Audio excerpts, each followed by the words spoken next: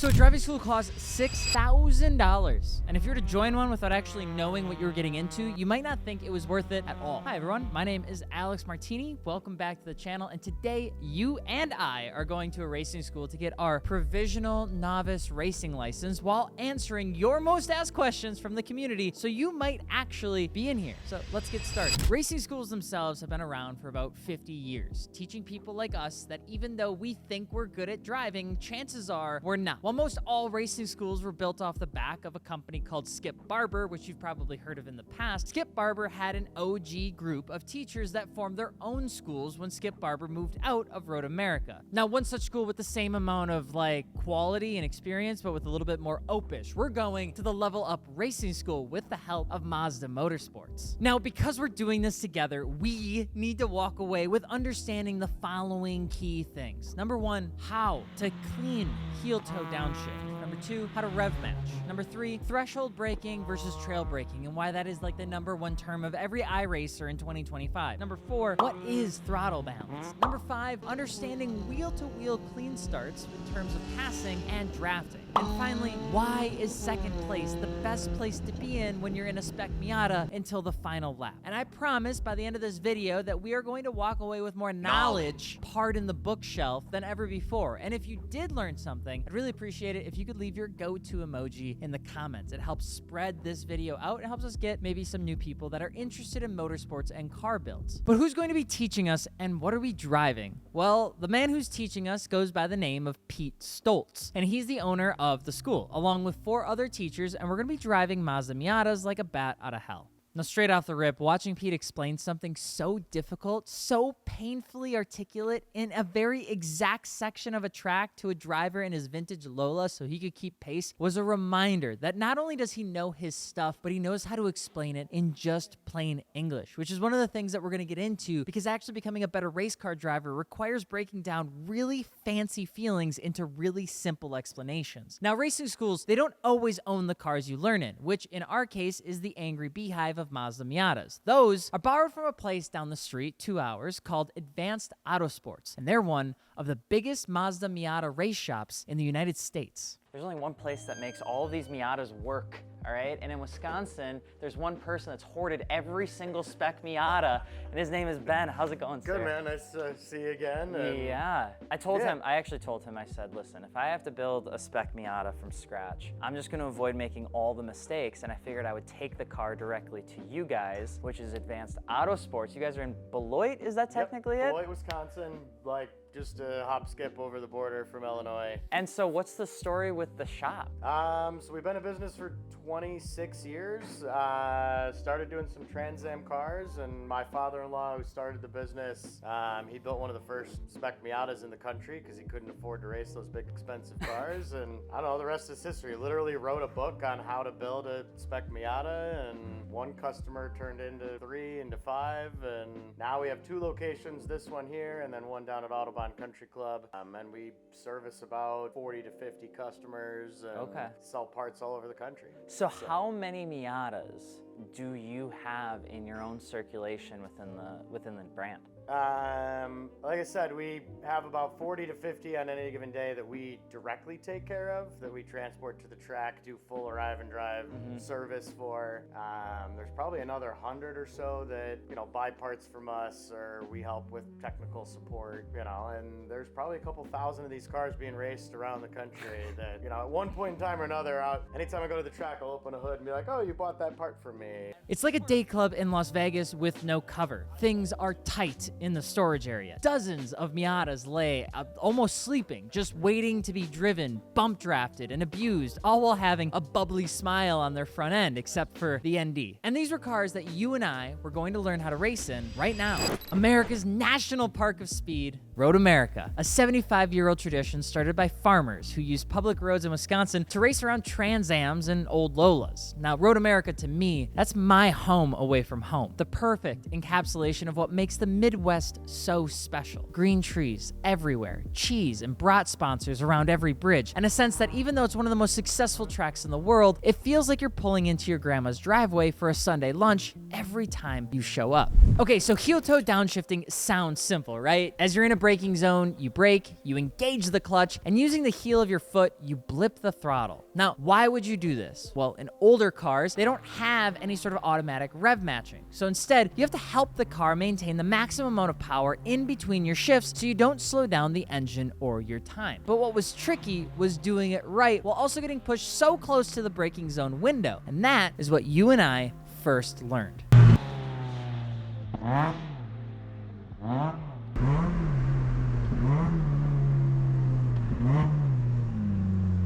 You see, the sequence of an effective downshift starts with the most important part, braking.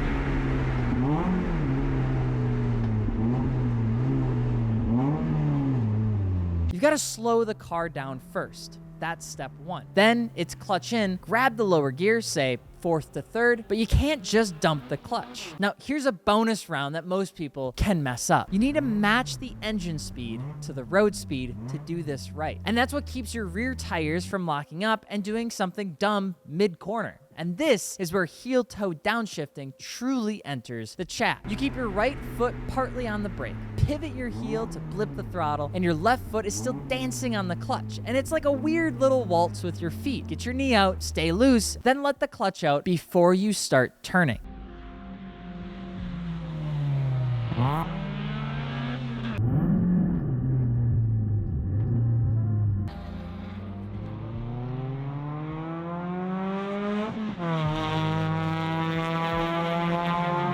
From there, you release the brake, you turn in, and you're gently back on the throttle. And remember, we're not downshifting just for fun. We're learning how to do this so that we can get the car ready for the next straightaway. Because in Mazda Miata world, every single time you slow down in a corner, it takes an exorbitant amount of time to get that power back. Now you might be asking, where do you downshift? Where do you find the time? And the answer is almost always in the braking zone. Not mid-corner, not really after.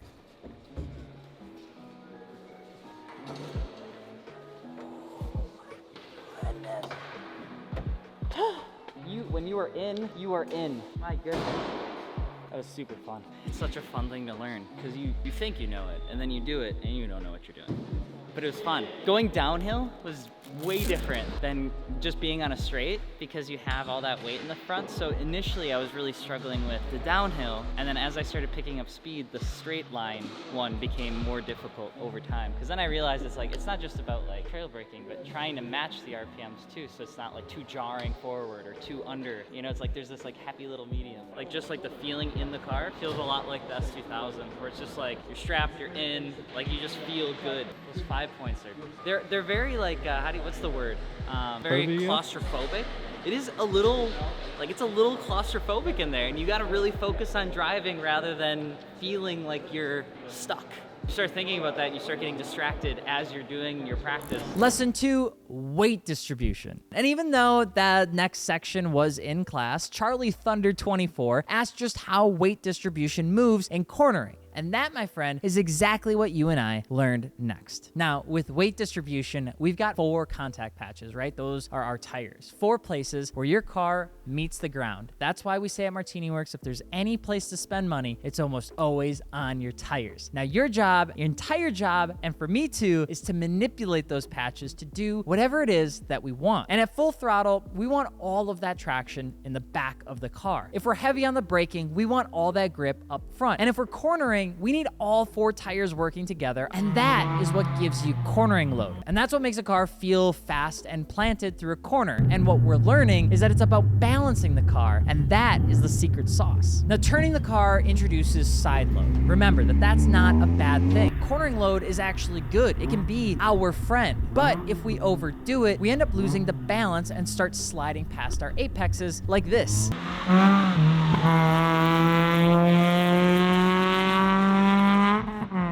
And to Charlie's comment, the number one thing I learned from my years so far in track days has been how these tires will talk to you when you're trying to corner load your car. You'll hear them before they start giving out. You'll feel the sidewall almost start to fold. You'll hear the tread block start to almost skip. And using your ears is just as important as your hands when racing, because sometimes it can tell you something about your car. But if we miss our apex, we learned this. Don't crank the wheel harder like you're in a parking lot. Remember that with these contact patches, we can't necessarily overwork them. They only have so much they can do. So what you can do is lift the throttle slightly. That'll shift the weight forward again and help those front tires bite. And more than anything, if you can get your eyes up and be patient, the tires and where you're going, it'll all come back to you. And it sounds scary, but it actually works almost every time. Your eyes should always be locked on the apex before our front tires even know where they're headed. Now this is where it gets spicy for us, because we have to learn about corner types. Everyone calls them something different. LevelUp calls them racing corner types. And so what we need to do is we need to learn what kind of corners Road America has so that we can start to understand what kind of weight distribution strategy we need to carry through those turns. Now there's type 1, which we call an exit speed corner.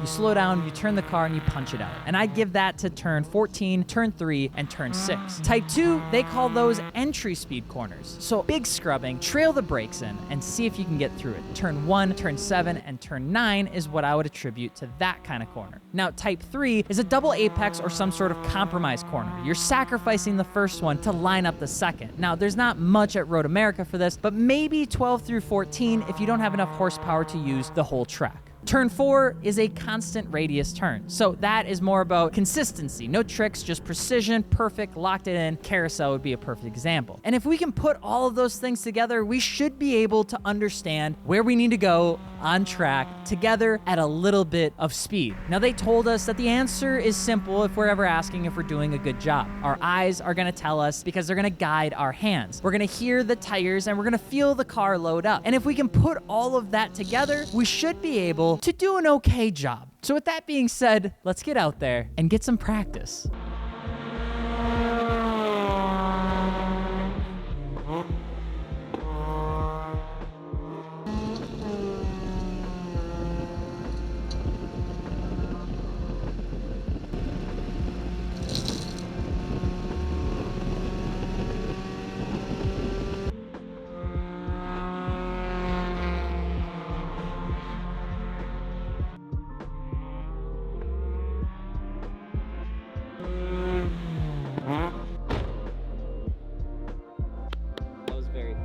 Just by learning heel-toe downshifting and weight management, we were able to set a pretty decent lap time for our first time out, using the Hailbell corner as our final turn. And this little spec Miata was so much fun. I'm getting splinters again. 200 horsepower, so it was plenty when you're just practicing to see how fast you can get through a corner. And even though it wasn't raining, a part of us all was kind of hoping that it would, because we learned about that too. Because rain will exaggerate every bad decision that anybody can make. And rookie drivers are too scared to make any decisions at all. They said that, not me, all right? In racing, driving in the wet teaches you when you should gun it, ensuring you stay smooth on your blips, especially when you're heel-toe downshifting, and moving your brake bias to the rear to help with the pressures. Now, if you're practicing out there like we are, the teachers actually gave us a tip that I never thought I'd hear before. Prioritize corners and push them. Now, I was blown away because usually risking a corner isn't how you'd go into a race day. But what we learned was that if you prioritize corners and you pick the ones that you want to push hard, you want to find the ones where the payoff could be huge. And if you pick the ones with some runoff, you might not hit a wall if you end up going off by accident, which is apparently pretty common. And unlike dry weather, you don't want to be consistent in your laps in the wet because you want to be consistently looking for where the grip is. And as Peter said, go hunt for the grip. And when you find it, initiate slowly and react quickly. And that, my friends, is our first lap around Road America in a spec Miata with Mazda Motorsports. Very quick second. So you can get it right the first time, but it's like, can you get it right all 3 times? Right. That was very fun.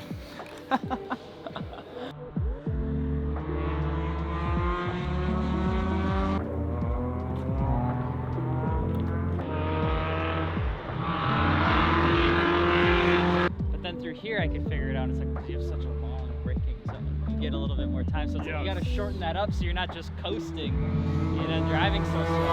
Yeah, eventually when you go deep enough, the brake zone gets really tight, yeah. And then you're really trying to do everything a lot faster. And the input speed up. user.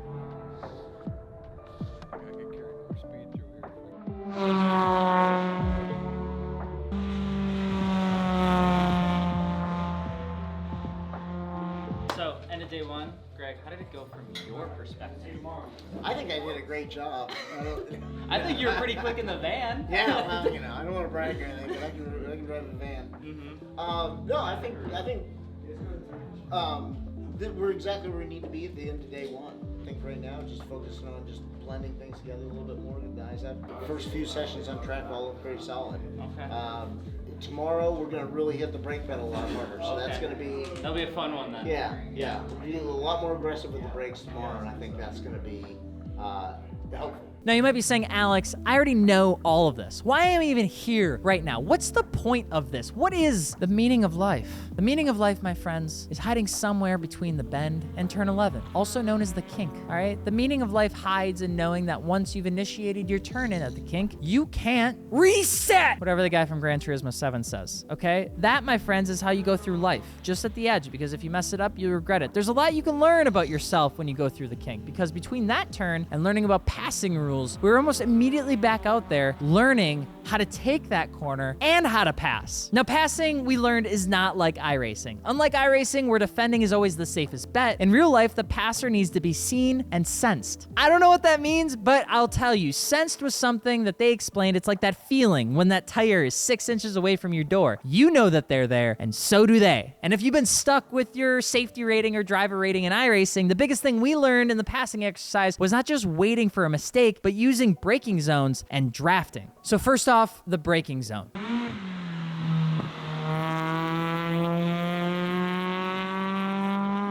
Since we're already slowing down, it gives us time to commit to our position, take a cleaner line through a corner, and sometimes if we can get our nose in, a lot of times the person that's trying to keep you away from passing them will make a mistake. But if we mess it up, we both survive, hopefully. But practicing braking zones is scary, and that's what we needed to practice at turn 8 through hurry downs.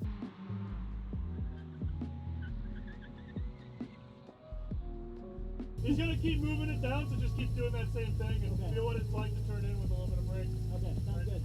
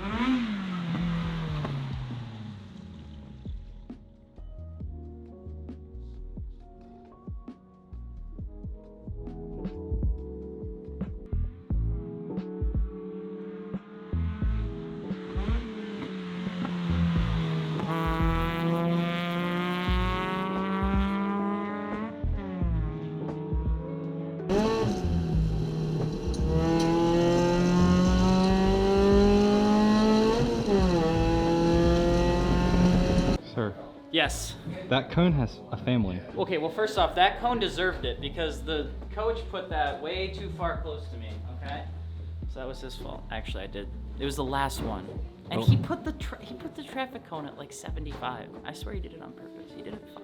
But it was super fun. It was super fun. The threshold braking is probably the best learning experience because now you have heel toe downshift. Now we have the line. Now we have braking references. Now we have threshold braking, and we have turn-in, and we have apex, and now we're carrying speed, and now with data, we can start putting the pieces together to tell a full story, which is honestly the most exciting part of going through a class like this. It's not just going out there and like shooting into the dark and trying to figure it out. We're walking through step by step by step and building these building blocks that give you the core of what you need to be a competent driver. And then your practice out there is what's gonna make you a good driver. So it's been really awesome so far. Let's talk about drafting. The drafting is a weird thing that I didn't think we were gonna have a chance to do, but it's that magical slipstream where the front of a car is like punching a hole in the air, and you and I get a free ride behind that. In a car with less horsepower than most electric motors in 2025, drafting has become the easiest way to gain horsepower on the straights in racing. And for us, we can also do that in a side draft, which you probably have seen before. He might just hang on. What an absolute rip of the race. But he's coming down there. Oh my goodness, it's been a change.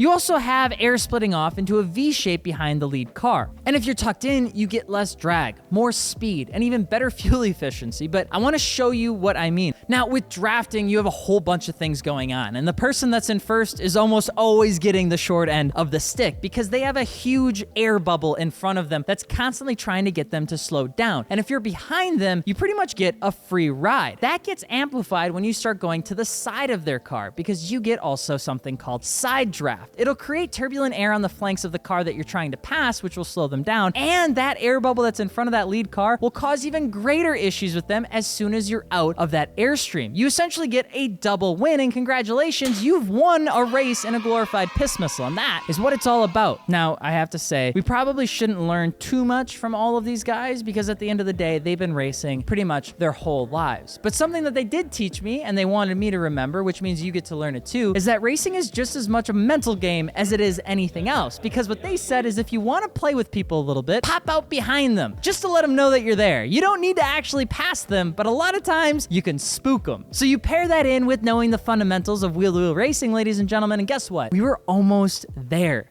Okay, so we are going to practice actually what it would be like to start a race. So we're gonna get into double file line where we're gonna start practicing a green flag launch. We're gonna do that a couple times, and we're gonna do single file start. And then for the rest of the day, it's open track practice from turn 1 to checkered flag. So I'm really, really excited. We'll be able to practice our passing. We'll be able to practice some good racecraft because we'll have other cars out on the field. And overall, it's been really exciting. Mazdas, I mean, they are a fantastic car to learn in. The fact that anybody from a 13-year-old to a 65-year-old can jump into this, whether they're a novice or a complete expert, they're all having fun in these cars. And I think that's what makes these cars so much fun, is that they can reach any level of skill set and you can still extract more no matter how much you know. So if you're on the fence about getting a budget track car or street car that's fun for the track, I think the Mazda Miata is still the answer.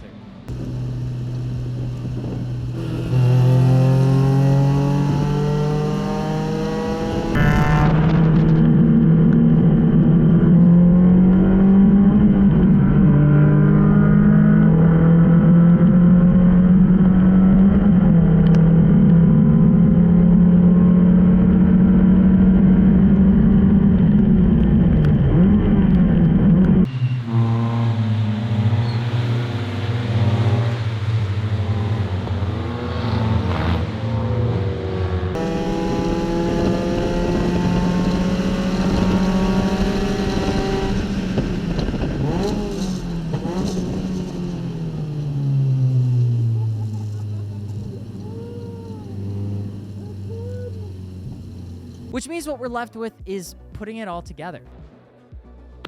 That was very fun. There were a couple times too where it was like, woo, whoa. So just prime it, because I went 85 feet into the gravel traffic out of the corner. With this? No, not with this, so you're fine.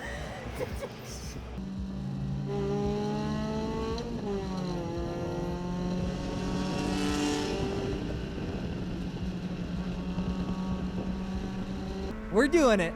We are racing Road America, not like a blind idiot with a purple crayon that loves the color red, but with some true sauce, you know? But how do we do? Well, how do we do when we actually go racing against a coach? Let's find out. We'll see if we can get a couple runs then, huh? Cool, I think I'm good. Thank you, sir.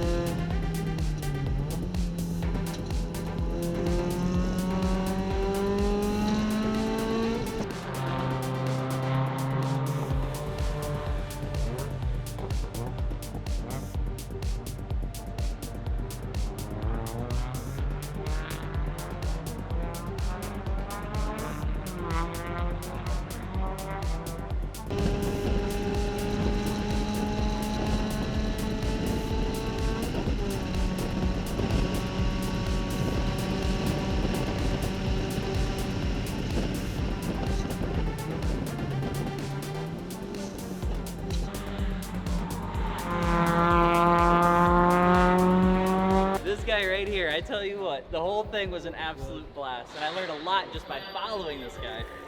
No. And you had like 40 less horsepower than me, and you were just 30 maybe. Oh. 30 maybe. I can't even draft off you though. You were off. That was it. No mistakes. You're just like hitting every apex. I was just cursing your name every single time. Well, thank you, sir. Hey, I appreciate it. Thank you for all the tips too. It means My the pleasure. world. That's for you. I'm so proud of you. So you're gonna be all wet if you sit on this spot. Yeah, thank you for having me.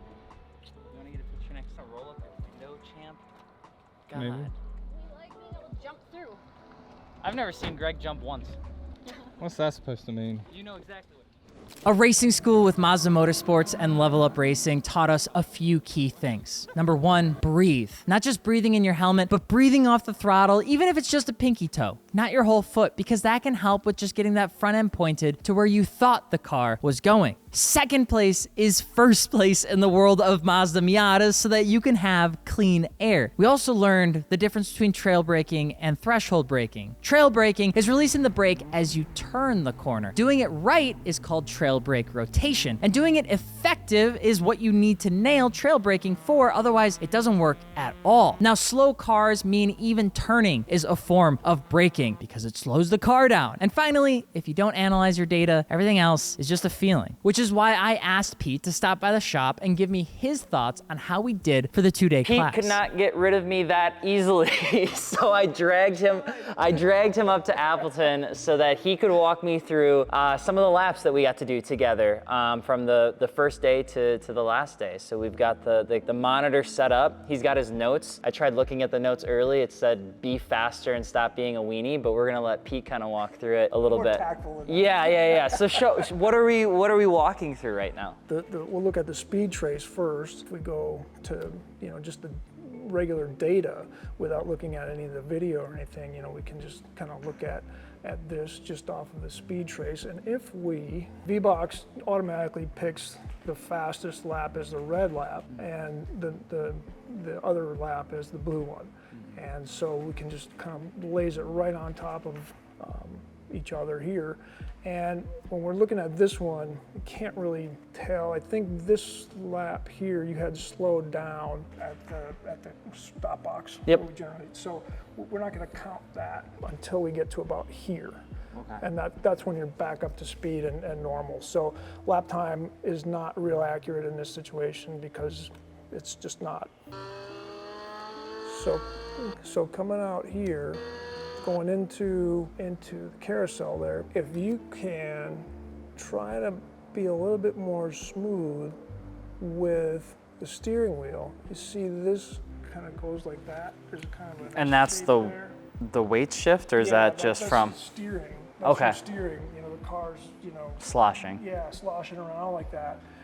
And you can see a little bit of what difference it makes in the speed trace right up here. So just that little bit of sawing at the wheel, will take a couple of miles an hour off. Well, very cool. Yeah. Does it ever get old looking at lines and graphs on a monitor? Nah. They all tell stories. Yeah, they're all different. They're all different. So when you're trying to help somebody improve, and it's a lot of fun. So I was talking with Lori, my wife, and I was like, he's good, and I'm serious. You're one of the best guys that we've had. Thank you. And we were talking about it, and we were kind of a little nervous. We didn't know who you are, and we didn't know what your experience was, and are you like just a guy that wants to put something on YouTube or whatever? But my son was looking at some of your content. And he's like, no, he's a real deal. He's a real deal. And so that made me feel better. And then I'm watching this data and stuff. I'm like, okay. No, I appreciate it. Well, yeah, I mean, I get it. I mean, sometimes I tell Gregg and stuff too. It's like, I still don't really even know how to do some of this content stuff to make it engaging for the viewer. I just try to, like, we have these experiences and then try to bring people along for maybe some things they can learn along the way. And, you know, for me, it's like, if any excuse I can get to drive a car, I'm in, you know? And so Mazda's like, well, listen, we want to kind of get people to see more from like a non-heavy promo side of things, just like, what does it look like? What does it feel like? I'm like, well, I can do that because I don't even know what it looks like or what it feels like. So, but I take it really, I mean, Lars and some of the guys here, I mean, they take driving, even on the sim, they take it like super serious, and we talk a little shop against each other, you know what I mean? So the competition's always real, and so I want to always come back and be like, well, this is what I learned, this is what I applied. Because the very next, you know, Monday we went to what was it, the Rev Match track day at Road America, you know, and then we're chasing each other around and we're having a ton of fun with it. We're giving each other tips, and so yeah, I really respect the amount of information that you shared during the 2 days. You and the rest of the team, you know, I have 15 pages worth of notes, you know, from everything. So I really appreciate it. Yeah, no, that's wonderful. All right, well, we'll let you get out of here. Thanks for all the tips. Yeah. The tips and tricks. Yeah, that was neat. Thanks, Gregg. All of this, it was a lot. It was 16 hours of constantly learning, writing down, asking questions, and awkwardly pausing before just trying it, and sometimes messing up. But the staff of LevelUp Racing School were incredible. As all things from the Midwest, the feedback was authentic and real. It always felt like it was explained like I was 5 years old, even though the feeling we gave them made me think that I was explaining things like Johnny Depp would explain any movie plot from the 4th Pirates of the Caribbean. Receiving our racing license with Mazda Motorsports means 2 things. We now get to go down the path with SECA to get our provisional racing license and take their tests to get the fancy card. More importantly, the ability to hopefully do more incredible things with Mazda Motorsports. But if you learned something from this video, let me know what you did below. And if you enjoyed this, remember, a comment and a subscribe is a free way to get these bigger videos that we spend a ton of time on and a bunch of love behind in front of more people, which would mean the world. But as always, if you need car parts, mod your car with your friends at martiniworks.com. And hopefully, we'll see you at the racetrack.